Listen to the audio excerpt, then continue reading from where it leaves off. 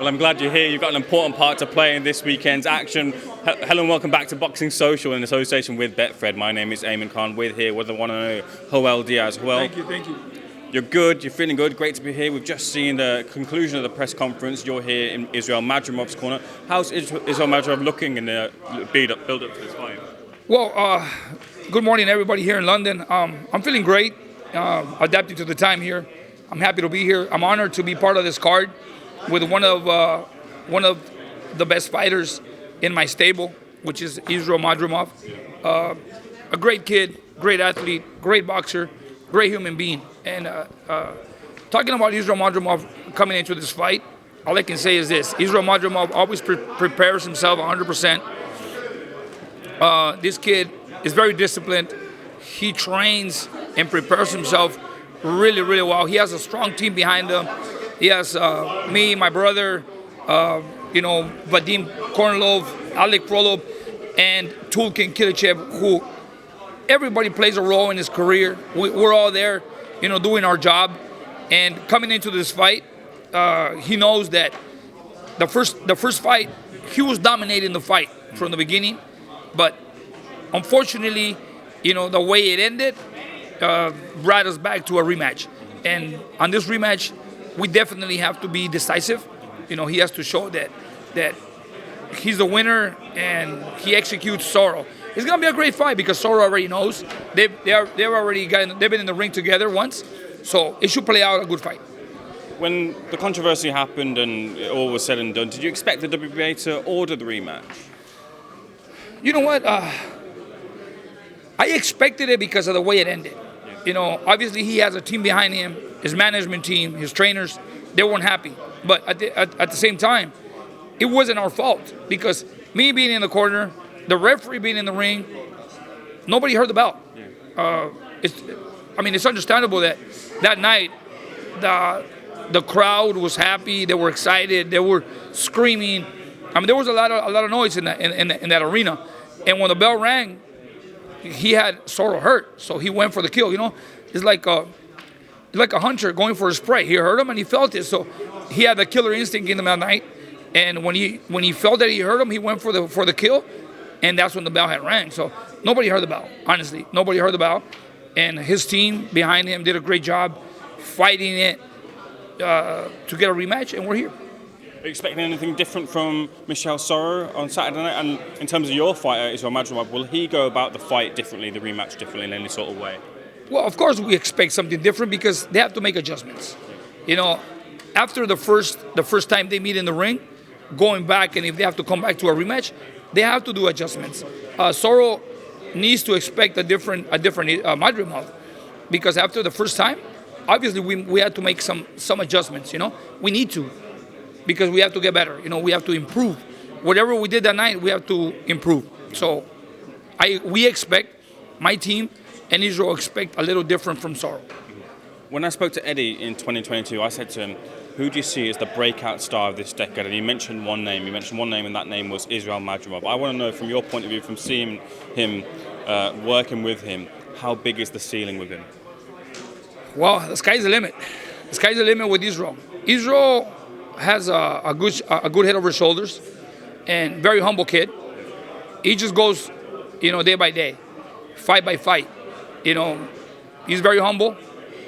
He works hard, and when he fights hard. So he goes based on every outcome. Everything goes well. Saturday night, I know he's looking forward to an opportunity of a world title, and he'll step up to that level. Well, talking about a couple of other things, Dimitri Bivol, Eddie Hearn is looking to make an offer to make Bivol Boatsi there. What's the latest on that you know? I really don't know right now. At this point with Bivol, we don't know what's happening. I know that after the fight, there was a rematch clause with Canelo. Canelo decided to go around and fight Triple G. So right now, we don't know. I know that Surdo Ramirez is a mandatory for Dimitri Bivol.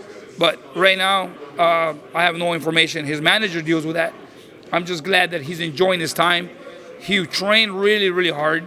He gave himself the time, and he trained and prepares himself 100%. He put a lot of sacrifice, through these moments. to come out victorious against Canelo. So right now, he deserves his time off. He's resting, enjoying his family. I'm really happy for Dimitri Bivol. So as soon as his management team have news of the next step, then we'll know. But for right now, all I know is that he's enjoying his time. If you were in Canelo's corner, would you advise for him to take the rematch with Dimitri Bivol? Because a lot of people are thinking that maybe Bivol will come out with a win again in a bit more of a style. Well, you know, if I was in Canelo's corner, I would have done the same thing they did. They did the right thing, advising him not to take the rematch, because Bivol will beat him again. Even at 168, he'll beat him again, because Dimitri Bivol is a smart fighter, and he's elusive. He has great footwork, and he's very smart, and he can dominate. He knows the ring really well, and he steps up to the level of opposition against the Canelo Alvarez. That night, everybody saw how composed he was, and never had a problem. And going right back to a rematch, I guarantee you that he will beat him again. Canelo is taking on Triple G in a trilogy fight at 168. How do you feel that fight plays out? Well, that's the best thing that Canelo could do at this moment, because the first two fights up to this day, a lot of the fans think they have different opinions. There's some fans that think that Canelo lost the first fight, and there's fans that think that he lost the second fight. So due to that, there's two already in the books, and the third one should be decisive. And I think this is going to be the main fight. Even though it's been 4 years, as we can see, Triple G aged already. He has a loss on his record. When you have a loss on your record, when you're undefeated, obviously you have to hold on to your undefeated record. Yeah. But when you have a loss, it's different. Like, okay, yeah, I already lost. It's easier to just, hold back, But when he fought Derevanchenko, I honestly thought that was a close fight. I was leaning more towards Derevanchenko that night. And then he fought recently, his last fight, Murata.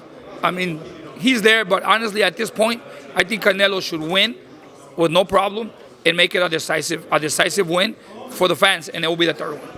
A couple of things I'll get for you before I let you go. Usyk AJ2, Anthony Joshua's linked up with Robert Garcia. What do you make of that link up, and do you think that press forward, gung-ho style for Anthony Joshua will be the key for him to get the victory? Is that the best way forward, Joel? You know what? Anthony Joshua does need a trainer like Robert Garcia. Robert Garcia knows the ins and outs of the sport. So I think Robert Garcia is a big key for Anthony Joshua. Most of all, sometimes the physical part is there. AJ is a strong fighter with a lot of power. He's a big boy. He can hit. He has the tools. Now it's that moment where Robert comes in the psychological part, and he's gonna have to push him and tell him, go get it. What you have to do is have no respect for Usyk. You gotta go get it. You gotta go in there and grab your balls and go get him. I mean, you have everything in your power to come out victorious. All you have to do is go get Usyk. If you give Usyk distance and space, he'll think you, he'll break you. But if you go get him, I think the size, Joshua's size, is a big factor. He hits. He needs to go look for him and have no respect. Go get him. He'll hurt him because he has the power. He has the tools.